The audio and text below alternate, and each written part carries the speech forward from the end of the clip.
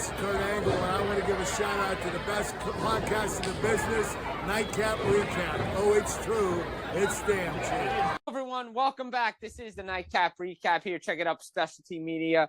Also, IG, find the clips out there. Jim Biringer, Teddy Repantis. Guys, jam-packed wrestling episode. Just a little quick news at the end. But we got a lot to get to. First off, Teddy, what is up, my brother? Jimmy, great to be alive on a Wednesday night, recording the NightCap Recap, my favorite time of the week. We're live, living color right here, and we're ready to talk about the road to WrestleMania and other professional wrestling happenings. And as the title of the episode says on YouTube, Spotify, wherever you listen, the marquee says wrestling. And we'll get to that part in a minute. We are starting like this was 2020, 21. Yeah. When we first did this show, Instagram Live, we always started with the better product. We're not saying WWE isn't as good as it was. We're not saying it's a worse product. We're not saying that. But we got to start off AEW old school. Why? Because the man they call Y2J, the man of 1,004 holds, the cornerstone, the blueprint, whatever you want to call him, Chris Jericho, back in AEW. There was rumors going around that he had signed. They extended him. Nobody knew when he was coming. But Dynamite in Winnipeg. Wow. What a response for Chris Jericho. Everybody jacked up. I'm jacked up. You're jacked up. The demo god, the Ocho. I mean, we could go nickname after nickname. But, yeah, absolutely. We saw today on Twitter, Sean Ross Sapp put some news out, says, I don't do April Fool's jokes. We thought maybe somebody was throwing a curveball at us, didn't know what to believe. You said you saw Dynamites in Winnipeg. You put 2 and 2 together. Show kicks off. Judas blasting. Crowd shocked. They're showing their faces. And who comes out? Chris Jericho, shredded. Best shape he's been in a while. He hasn't wrestled in about a year. I was just listening to Van Vliet and Sam Roberts on an episode they did together. Jericho last wrestled April 6th of 2025 at Dynasty against Bandito. So it's been a long time since he's been in the ring, and he's done a really good job of getting him into shape. What a way to kick off the show for people just tuning in, texting their friends and saying, hey, you better tune in. Chris Jericho's back. For people just saying, hey, we're going to continue to watch this show because Jericho is back in AEW after months of rumors that he might be going back to WWE. I mean, months. It felt like a year of rumors. True. That it almost a whole year. Almost a whole year of, he's going back to WWE. He's going to have one final run, this and that. We'll get the final story on how things were negotiated. I know Tony Khan put time on his contract, which should have been over by now. That time extended for injury, doing concerts, whatever, should have been over by now. Mm-hmm. But, again, we were discussing this off whether, he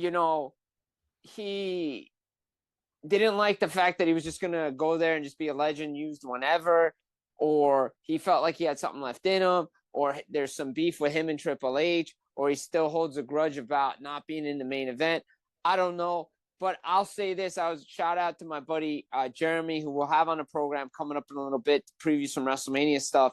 I was on his show talking wrestling with Stevie, and I said this when we were putting 2 to 2 together. I said, even though AEW's numbers, their ratings have been really good, and I stopped caring about the ratings a while ago because everybody's negative about them. They're really like 2021 levels again, not a million, but they're climbing up. But I said, what a way to pop a number, put that news out, and about Jericho back in AEW. When is he going to return? Okay, people got tuned in Dynamite. It's like, okay, yeah, now you're telling everybody, and now you got to put this Dynamite on. Does he come back? Is it just I'm home? Is he coming back on for something else later?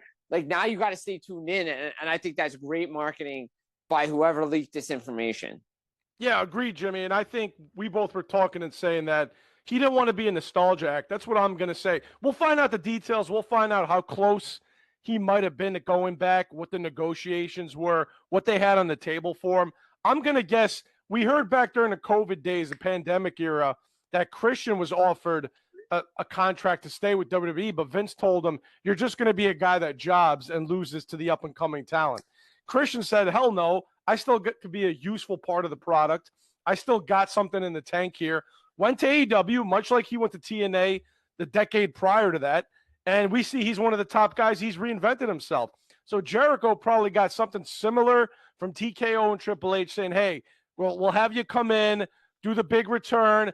You've seen the legends having their final little runs here with Cena, Styles. I'm sure Jericho was offered a Hall of Fame spot, a year-long retirement tour, and he said, you know what? I'm not ready to hang it up yet. I still think I could contribute. That's what I think we might find out is happening here. Jericho will be back at some point. Maybe now's not the time, but maybe he still thinks he could contribute and do other things. Yeah, I agree with that. And I think, as somebody said to me, I think we still haven't gotten that babyface world title run from Chris Jericho ever. Like, he's never had a babyface world title run. That's a good point, Jimmy. Like, when he won the Undisputed Championship, he was a heel. When he re-won the World Championship, when he came back, he was a heel. The AEW World Title run, he was a heel. He's never had a babyface run with the championship. That's a hell of a point. I never even thought about that. Like, I would like to see what a babyface... Like, he's had babyface runs with other titles. I don't recall having him and being a world champion as a babyface. Like, even his title run with the ROH title was a heel.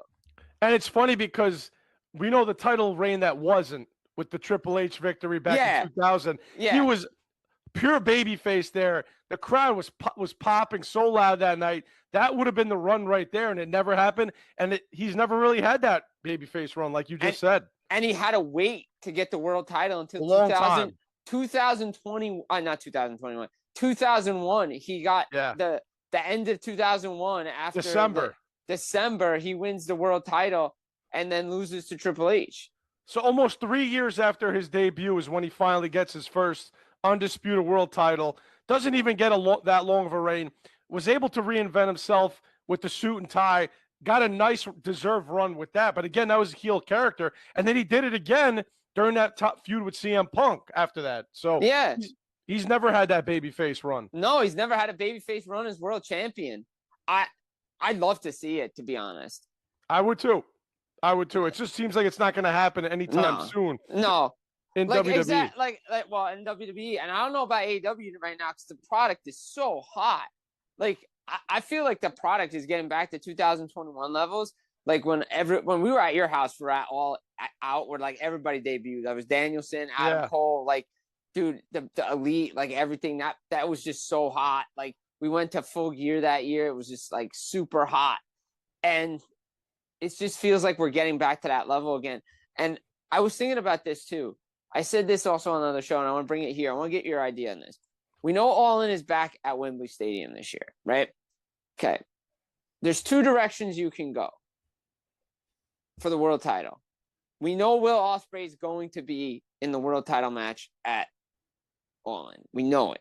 He's probably going to win the world title there, most likely. Like, but if that's how I'm booking it, he's going to win okay. But who's his opponent? Do you go Omega Ospreay 3 there? But the company is doing so well with MJF as champion. Do you make the switch at Dynasty? Like, I don't know if you can do that right now. I don't know. I'm going to tell you my opinion without even asking you yours. I think you keep the title on MJF because that you would have a solid heel going into another country and going against a hero over there in Wembley and Will Ospreay. I think that's a ready-made feud that we can squeeze a lot out of that. I would love to see Omega and Ospreay 3, and I think we're going to get it. But I think the story is right there with MJF and Ospreay. I think that's what you have to do because, like you said, ratings are doing well right now with MJF as the champ. Well, that too, and it's like, for me, like, I loved Omega Ospreay too with the Forbidden Door. Like, it was great. But that's how many people know the history of if you followed it, you knew about the U.S. title match that led into the Forbidden Door. Like, you knew their history. The hardcore fans know that history. I don't know to sell pay-per-view buys. I don't know how many hardcore fans and casual fans really know that. You would have to do a really good video package for people to understand that one. I agree with you, especially with MJF doing so much promotion elsewhere with the movies and doing all this stuff. To have him as your world champion, to have the AEW world title present in these promotions, that's so huge for this company right now. Agreed, Jimmy. I think this is the title reign that's going to solidify. We already knew what kind of talent MJF was from the time this company started and what he's been doing from such a young age. Even his first title reign, we said this guy's destined for greatness. He kind of like lost a little bit there with that babyface turn with the Adam Cole stuff, the injury. But I think he's found a new. Again, you know how we've been saying Roman Reigns needs some kind of like not a reboot of the character, but a refresh. Refresh. I feel like MJF has figured out it's the same character, but there's something a little different. He made a little more tweaks. edgy. A little bit more edgy, back to what he was when he came in. He's making the necessary tweaks, and on top of the coverage he's getting in Hollywood, that's kind of where he's destined, I think, and where he has said that he'd like to go to. This is the reign that's going to solidify him as the guy. Every big time superstar has that one title reign you look back on, you're like, that's the one. He might have held it multiple times, but that's the one that got him to that level. Right now, this is the one for MJF. So I think you got to prolong that as long as you can. And I think you get it to Wembley where Ospreay eventually goes over to win the title. That's where you have to go. To me, like Omega and MJF's gonna be a killer match. It's gonna be awesome. By the way, shout out Mike Bailey. Promo skills. Like, dude, I didn't even know you had these. Where was this? Why are we not letting this guy talk on the microphone more often? That was awesome. Like, I felt like he was just like a big job guy, but like this dude is like legit. Well, a year ago, so I was at Dynasty in Philly a year ago, and I remember seeing Bailey and Kevin. Forgive me for not knowing his name. He's in the Knight. Kevin Knight, the guy that's in the team with him in Jet Speed. Those guys had a triple threat with Omega, and I was like, these guys are going to be like studs here in the near future, and they've both been used a lot in the past year. So Bailey finally getting some mic time and taking the most of his opportunity. Good for him. Right, exactly. Now, one match I'm definitely looking forward to at Dynasty. I know I haven't watched the AEW pay-per-view in probably a while, but I think the best to me would be FTR versus Edge and Christian, Cope and Cage, whatever. That's going to be a hell of a match. Oh, I can't wait for that. Those guys are going to go old school tag team. We're going to get like a midnight, the Rock and Roll Express and Midnight Express, like kind of love letter. I feel like Dennis Condrey passed away recently, so rest in peace to him. But I think knowing that those guys knack for love of tag team wrestling, we're going to get an old school tag team wrestling match. And another thing AEW's done well in this kind of like rise that they've had now, the women's division is getting a lot more attention finally. Like Tekla. Shout out Tekla for carrying this company right now. I mean, look, let's not kid ourselves. Tony Storm carried it for a while. Obviously, you know, we have Mercedes with TBS Championship, but everybody's up in their game. And I feel like Tekla, you know, new extension with the title, like Tony Storm's gone away. We don't know. Like, it's not injury related. Storyline. They say, I don't know if it's storyline. They say she's not going to be wrestling for a while. She's not going to be on TV for a while. She could be having a child. That is possible. That is possible. So I don't know, but the fact is, I think they're turning it into, because of her Hollywood character, it's going to be like a Who Shot JR type thing. I like that. So I think they know, and I also think Tony, as much as he tries to put like TK tries to compact everything, he's getting back to being simple again. He's doing the necessary tweaks to keep the company relevant again and not focus on the other company anymore and not taking shots at WWE and just getting back to what worked. And I'm loving this promotion of the God versus the devil as well for the Dynasty. I mean, you can't get better promotion than that.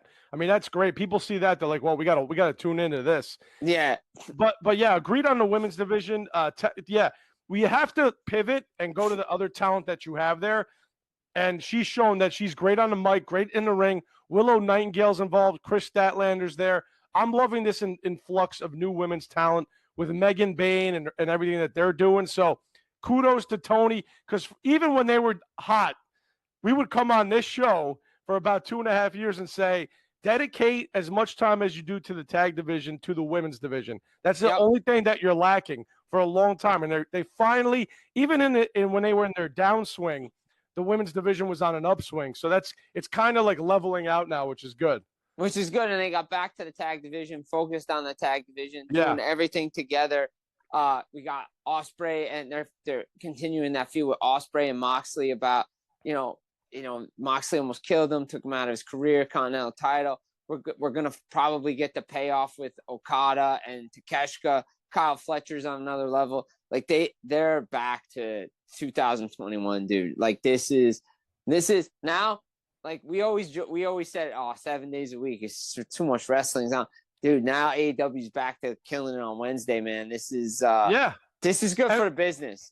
And look, we're not saying they're ever going to overtake the other company, but think about this. When TNA had its hot run, 05 to like 09 or right to 2010, yeah. Why was that? WWE product was kind of down during that time. Yeah. That was hot. AEW came in at a time when WWE products was down, 19 to about 22. They were for 3 years they were the better product.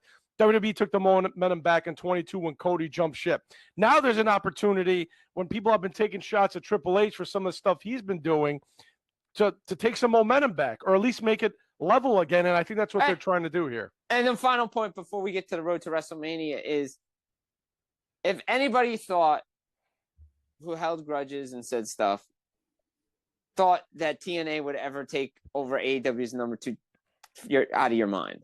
Like, you're just straight up out of your mind. They're not even, TNA is not, as much as I enjoyed going to Slammiversary and seeing AJ Styles and going on a whim and all this stuff, they're not even close to this.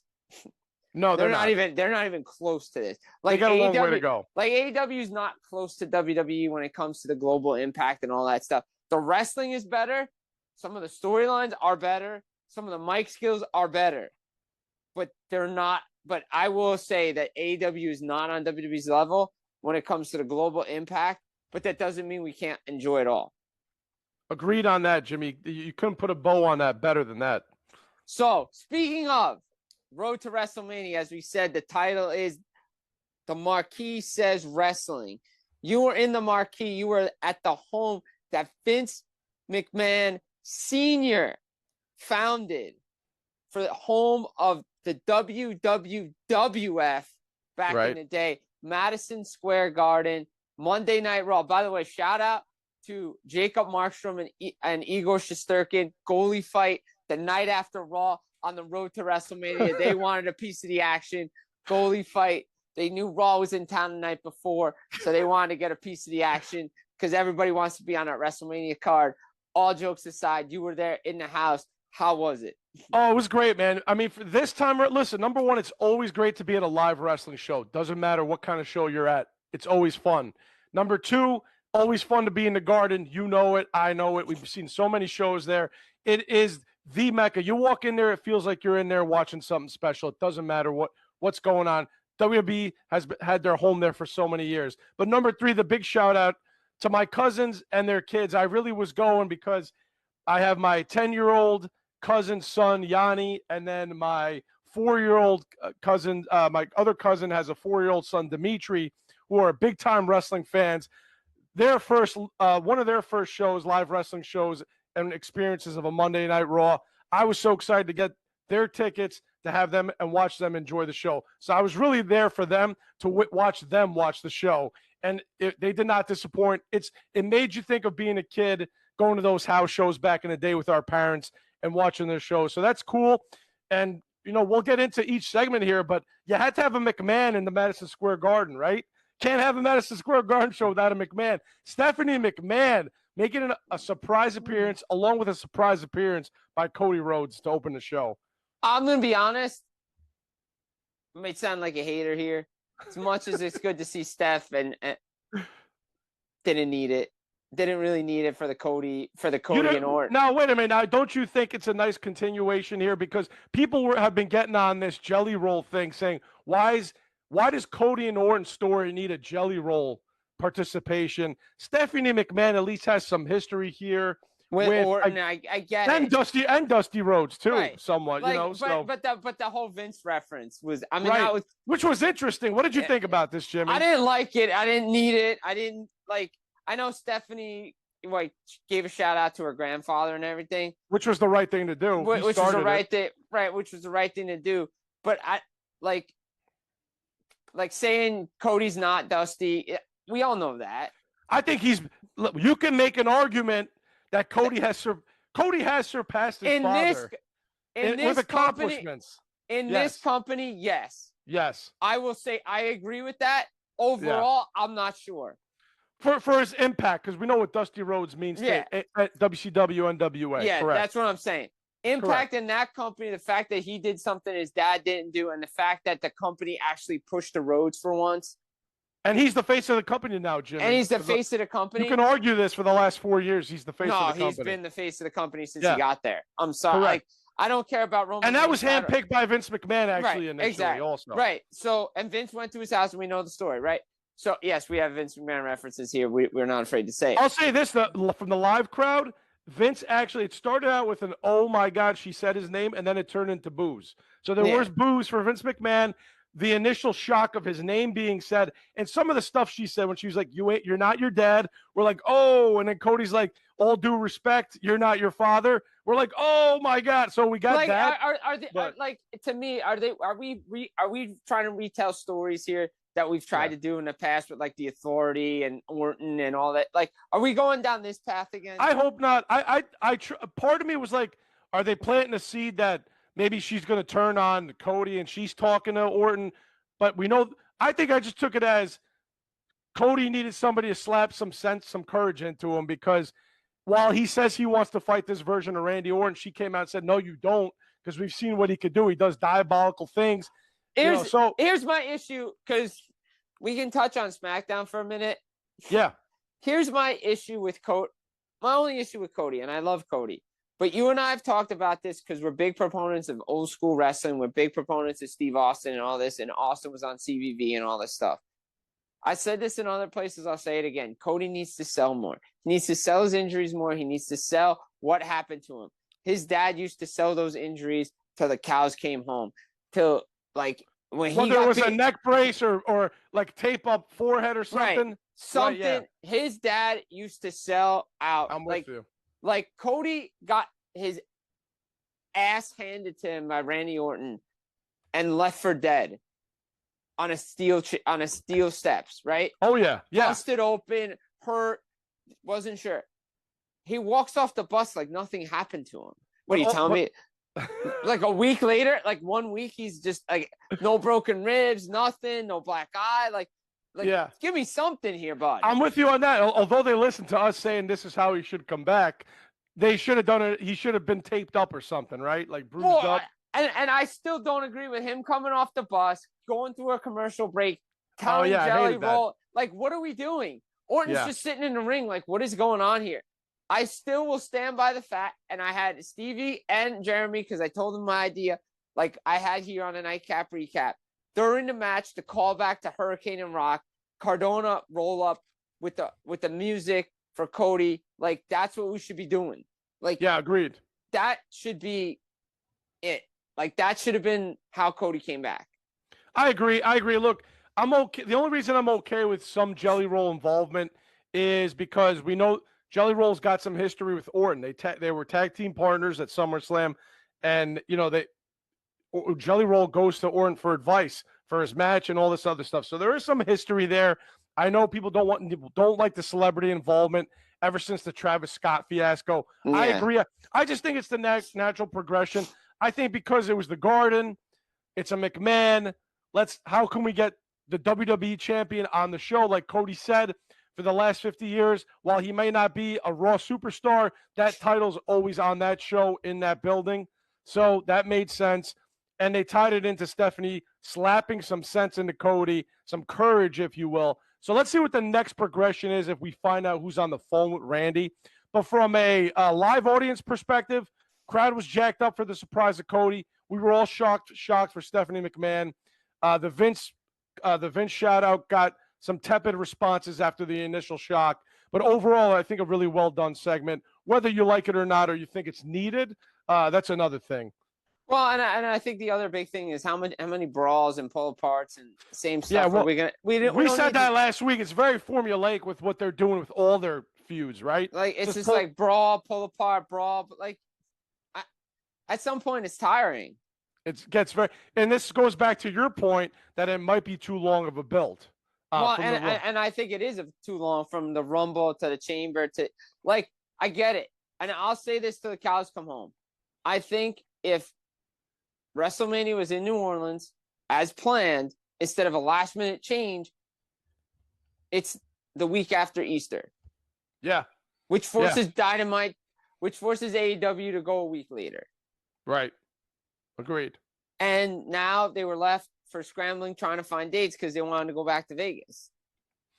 Well, I still don't think going back to Vegas was the best idea, to be honest. No, I don't think it's like I don't think so. Like, and by the way, before we move on to the rest of the thing, again, not to take shots at Cody because Cody's our guy. Definitely a big time company, dude. Because brother, if you think this is going to be the best WrestleMania bell to bell, then go watch 17 through 22, brother. Because I think he said it could be a sleeper mania. That's what he said. And looking at the card on paper, it could be, but it's going to be how they actually pull it off. Pull it off. Put the matches. What order they put the matches in? Can they actually pull this off to be a sleeper mania?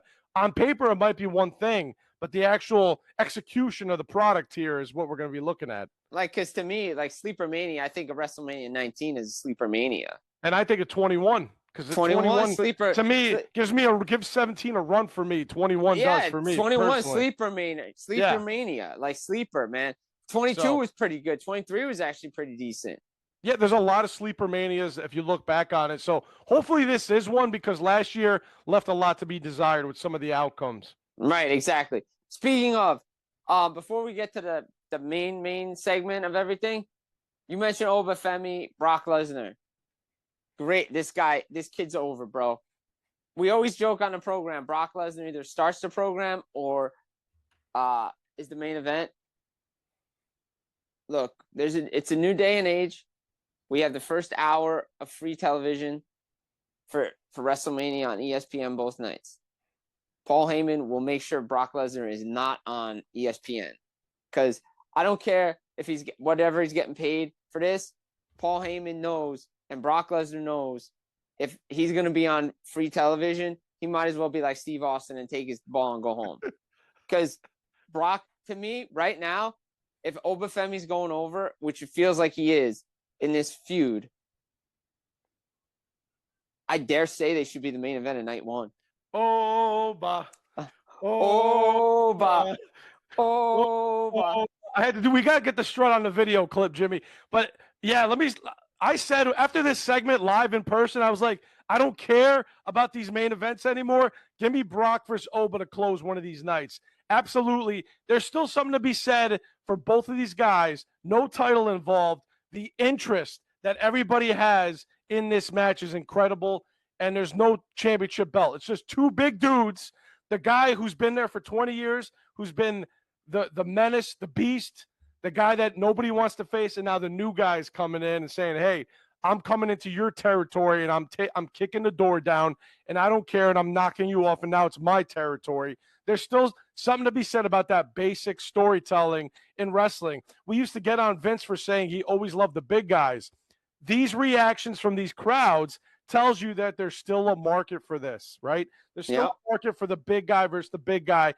Kudos to, but it's got to be the right. But it's got to be the right big guy. It's got to be the right big guy. Obafemi has the charisma I haven't seen in a long time. This is the same as Brock coming in 02. This is the new Brock. And if you want to make this guy credible, I don't care. He has to beat. Bully Ray said it. I'm busted open. He has to beat Brock Lesnar. I echo those sentiments. You cannot have him. I agree with that. I agree with that. I'm sure you do. Yeah, I know you definitely agree, Jimmy. That would kill all momentum. And I know Brock, if it's up to Brock, he'll also say, no, we're putting this kid over. And this is probably likely if it's not going to close one of these shows, unfortunately. Brock always opens a show or closes a show. Yeah. What a better way to kick off a WrestleMania than Oba and Brock and then crown the new ruler, Obafemi. He's got the kids doing his dance. That's a big thing. He's got the kids on his side. He's got That's why I think it's the main event, man. Yeah, I know. And I haven't felt, it's very rare now. You and I are 40. We talk about this all the time. We've been to a lot of wrestling shows. We've seen a lot of storylines. The best thing that wrestling can do is when it makes you feel. The last time I felt something being in the building for Cody and Roman 2 years ago, I felt like I was taking on a story of a lifetime like a kid. Oba, Femi, and Brock, interactions face to face, the music, the whole buildup, the aura of them standing there, that made me feel something. That's special. That's rare. Hats off to all the guys involved in this program. Heyman, Brock, Oba. I don't need Triple H trying to throw himself in there in the middle of it. Trying to make it like, hey, we don't want our Mania match. How about like Oba throwing these security guards like 10 feet was amazing. Let these guys main event, but it's probably going to be a kickoff to one of these nights probably. Or like it'll be like when they go off ESPN, that's the match. That's the match. Like, yeah. To me, like Oba Femi's got the Brock Lesnar feel. He does. He needs to go over. Like I feel like pull the trigger, put this guy right to the top. Like I don't think like Austin has said it when he took his ball to go home. I don't think he cared about the fact that he was losing to Brock Lesnar. He didn't give a shit about that. Like he didn't care. Yeah. Like there was no build-up though. There was no build-up though. If we had Brock interrupt Austin and these guys were face to face, that would be a different story. Right. He's like, you're just gonna put it on a random Raw. Like yeah. Like if he had lost to him, like say Austin made it to the semifinals of King of the Ring and he beat him, that would have been fine. Right. Like that would have been the same thing if you just had Oba come in and just challenge Brock and they wrestle right there. Yeah. You kill everything. You just kill everything. You have major momentum and build for this match heading into WrestleMania. Now I hope we need Brock to get the better of Oba here. There's 2 more Raws, I think, 2 or 3 more. You need to have one where Brock, whether through its sneaky tactics, which it likely will be, because Brock's kind of ducked his tail every time. I think it'll probably be the go home. I think it'll be the go home. You need some doubt that Oba can't beat him. We need some doubt. I think it's like a big F5 somewhere that he's like, it's like, like you can't have it too predictable where like Oba's gonna come in there and kill him. You need Brock to do something, and I think that your prediction is dead on there. That I think it'll be the go home show. But man, these two. Again, no title involved. Just two guys. I gotta ask you something. Was that the best thing on the show? Yeah, 100%. Yeah, that was the best thing. I was so pumped. I don't get that goosebumps feeling at a wrestling show too often anymore. That was one of them that I haven't found like this is special. These two guys right here. So all right, so we got that. Then we had the main event: CM Punk, Roman Reigns. Obviously, big build for that. Roman speared him the week before. We talked. Punk gets his revenge this week.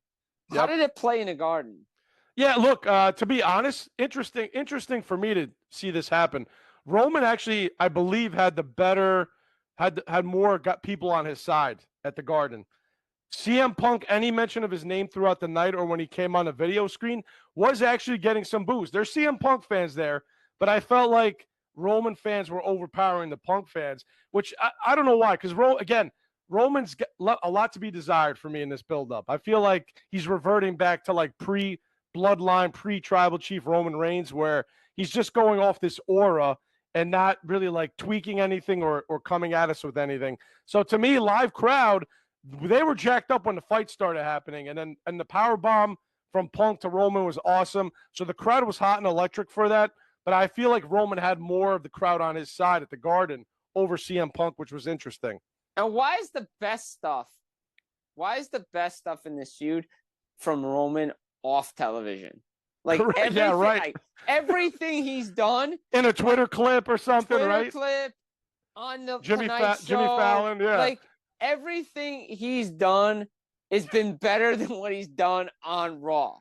That is kind of weird. I agree with that. It is odd. Am I seeing things wrong? Am I doing something here that I'm like? I don't know if that means that he's better. Just let him go off the cuff. I don't think he's being produced on these segments. It's very weird. So it seems like CM Punk's carrying this thing right now. I mean, he clearly is because after what I just saw Monday night, I am tripling down on the fact that he needs to be world champion following WrestleMania. I absolutely agree. I think CM Punk, whether you want to go the route of Roman's like the baby face here or whatever, we like CM Punk when he's got the edge and he's kind of the villain and the bad guy. He's better like that. See, he's way better like that. Yeah, I'm okay with that. Let him have the edge and be the villain and be the asshole that we all know that he is. He's way better like that. And I think that's the way that they need to go with this too. Because I don't know what more you do here with these next 2 weeks.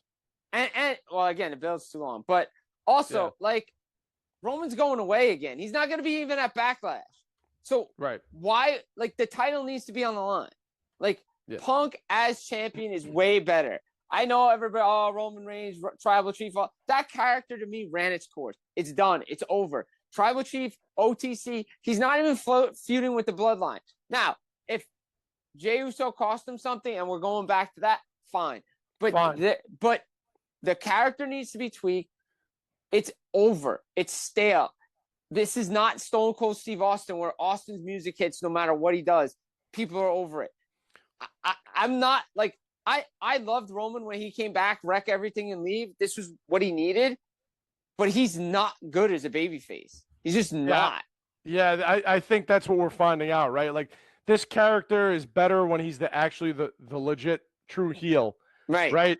And I think he allowed everybody just like this kind of tweener thing that's been happening over the last year and all the cheers that he's been getting. Maybe he's enjoyed it. And maybe he's reached that level where they're just going to like cheer him no matter what. Certain pockets of fans, the kids, the women. Yeah. But if you're looking at it objectively, I just feel like it gets repetitive. Oh, Roman, we're excited. He's back. His music hit. It was awesome. Goes away for 3 weeks. Oh, my God, his music hit again. I feel like for about 6 months, that's what was happening. And I don't want to hear about, he's like, oh, well, Phil's, in bed and I'm here and I must be a bigger star. No, brother. Dude, vision is history, buddy. Like The Rock before you, like all your cousins before you. Who did they chant for 10 plus years? CM Punk. CM Punk. Right. Every promo that got cut off, but people were telling, shut up, CM Punk. Punk, people. What? Dude. People didn't forget. People didn't forget. I didn't forget. People didn't forget. When the dude returned to AEW at the United Center, 20,000 people. That place was electric. We did a thing on it. The place was electric. It was a 1 hour show on a guy's return. It wasn't even anything else. It was like one wrestling match, right? Yeah. It was just his return to professional wrestling. People love CM Punk. He's having a great run as champion. You can't, like we talked about with the MJF thing. There's no reason to take the title off of Punk right now. Zero. There is zero reason to do it. We've said it for the last 2 weeks, Jimmy. Roman's got another 2 chances to show me something. I need more. I don't know what it is. Again, tweak, whatever. I feel like he's still coasting, just getting by on the 4 years of the bloodline. And I'm loving CM Punk. Like, this was off the air because I saw Punk do this at the end. There's viral video of it now. There's bloodline fanboys cursing him out, and Punk, kind of doing mocking the Roman Reigns, and all that. And then he says, "Hey, the Marquis says wrestling, not cinema." So hey, CM Punk is telling you what it is. He's like, yeah, boo-hoo. He's doing a boo-hoo. I'm this loving is what that. we're talking about. That's what I want from CM Punk. That's what I want from CM Punk. But this is what I'm talking about. When I want to watch wrestling, those moments should be on television. Agreed. Yeah, we don't need this off the air. That should not be off the air. That should be on TV. Yes. That moment right there should be on television. Yeah. Like, cool. Look, I love the power bomb and everything. I like that Punk got the better of him. Just Roman Reigns, to me, I don't know what it is. Stale. Just stale. Yeah. Stale. You're getting to that category right now. You're stale. There.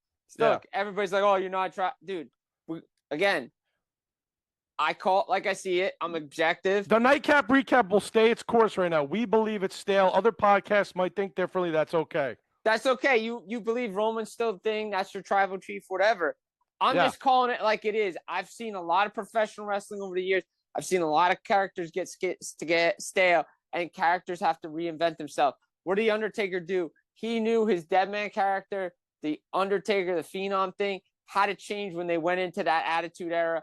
That's why I did the Biker Taker thing. Then he brought it back. Then he's changed it along the way. The best guys in professional wrestling know how to change their character. And this will only work if Roman goes back. It's a full bloodline is returned. Like the group is back. All the Samoans are together. That's the only way that this is going to work. Other than that, it's not working. Like, it's just not working. Steffi Liv's going to be good. Rhea and Jade's going to be really good. Penta, they set up I think they're setting up an Intercontinental ladder match or something. Yeah, I think they already announced it, and it's. I mean, Javon Evans is in it. I think Rusev is in it. Dragon Lee. Javon Evans should win the match. Yeah, if he doesn't win the match, I think Penta should keep it. I'm going to be honest. Yeah, I mean, I'm okay with that, but like, yeah, looking at who's in it, honestly, the only guy that would be cool if he wins is Javon Evans. Where he's going to do something crazy off the ladder. He was on the main. Yeah, it'd be like the Shelton Benjamin spot or something. Yeah, he was on a main event dark match before Raw, and the crowd was loving him. He was great. How about this? What do you think about Gunther coming back on Seth Rollins? What do you think? They're just like, hey, we need a match for Gunther. Yeah, we just need a match. I think we just need a match for Seth and Gunther. Even though Braun Breaker's ready, they don't want to do a short build, and they want. It means Braun Breaker's probably not healthy though. Also, no, yeah. But I think this could be a short match if Seth's not ready either. Maybe Braun costs Seth this match if he is ready to come back. Yeah. And let's not gloss over Paul Heyman's awesome promo. The last manager standing from the 80s, the last promoter standing from the 90s is Paul Heyman in his hometown in New York City. The ECW chant started ringing out after he said that. Thought that was cool. I don't like that was glossed over. That's a sick line and burn that he dropped there. Very full of truth. I mean, we didn't gloss over it here. But I know but a lot of people just up and forgot it. Who would have thought Paul Heyman would be the last one standing out of Vince, Bischoff, and Heyman? No one believed that. No, it's true. And, well, obviously, last manager of the 80s, obviously Jim Cornette's not managing anymore. Right. R.I.P. to Bobby Heenan. A lot of them passed away. But he's still kicking, man. Paul Heyman's still going. So he's still great in everything he does. Logan Paul, in theory, they won the tag belts. I predicted that. I thought they would lose. So now Speed gets in there, hits LA with the brass knucks. We're setting up a 6-man, I guess, for Mania. Forget that. That should be on Raw. It should be Jey Uso versus LA Knight at WrestleMania. Forget the rest of them. Yeah, because it's like you got Jey Uso involved with Roman, and now we're throwing him back into the 6-man. There's no direction here. We're getting LA Knight in a 6-man match.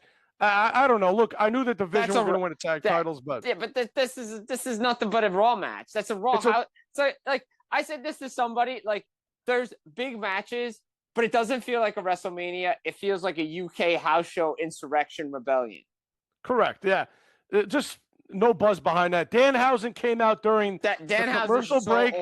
So over. Came out during the commercial break. He is beloved by New York City, doing a T-shirt cannon. That guy doesn't need to wrestle. He can just do this gimmick forever, and I think he'll be all right. And others, I'll make this note because I told Drew this too. I just look 4 wrestling matches for a Monday night. Not good. I didn't realize till the night was over. I'm like, we only had 4 matches. My God, there used to be so many more matches during a night. Deserves more matches.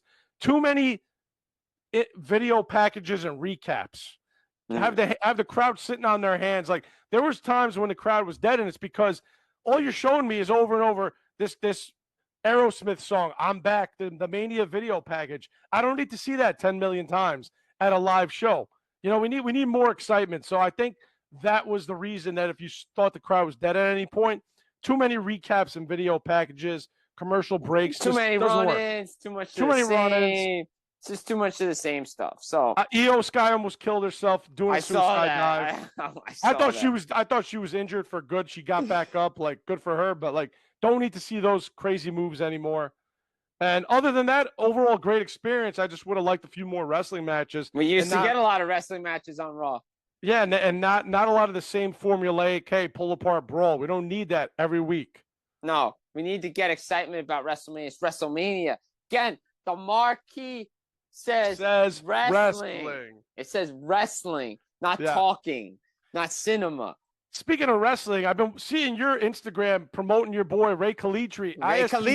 Baby, that's a guy who knows wrestling. That's a guy who knows wrestling. Guy that knows wrestling. Shout out to my boy, the international shining star Ray Kalitri, heading north to Alberta to reclaim. Well, not reclaim. I don't even know if he ever held the title, but he's going to make Hitman Country Poppy Country. I love that. That's awesome. I love that. So he's going to make it Poppy Country. Shout out to Ray Kalitri's head up to Alberta Wrestle up there in Canada. It's going to be awesome. Good for him. We love the ISPW. The champ in the house is Poppy's house. Always been Poppy's house. All the haters, kick salt. Support indie wrestling, man. If you're ever in New Jersey, go catch an ISPW show. They put on a hell of a show. And they have some great storylines. He's an old school guy like us. He knows what's up. So, but yeah, again, it's about wrestling, everything. Also, quick couple notes with some mental health things here on the end. Close it out. Tiger Woods and Puka Nakua checking themselves in. Some rehab here. Good for them. Just take care of yourself. Again, Tiger Woods with the DUIs. Too many of them. Got arrested. He needs to get some help. And Puka Nakua, too, has just had some issues off the field. Got to take care of yourself. I'm glad Puka Nakua did that. I'm glad someone close to him probably was like, hey, if you keep up with this, you're going to ruin a career that's headed like potentially down a Hall of Fame path, seeing what he's done the last couple of years. So kudos to whoever his circle is or his support system saying, you got a good thing going, don't mess it up. Too many guys have done this in the past. So good for him for checking himself into rehab. Because could be out of the league real quick. Real quick. Things flip real fast in the NFL. Someone could take your job like that. So that's great that he's doing that. Same with Tiger Woods. Get the help that you need. Don't be afraid to ask for help. Amen to that. It's a perfect bow to close this episode out. Here on a Nightcap Recap, Jim Biringer, Teddy Repantis. Guys, check it up, Specialty Media. We'll get some clips out for you as well about Jericho coming back. Always appreciate the love to everybody. Guys, take care. Peace out.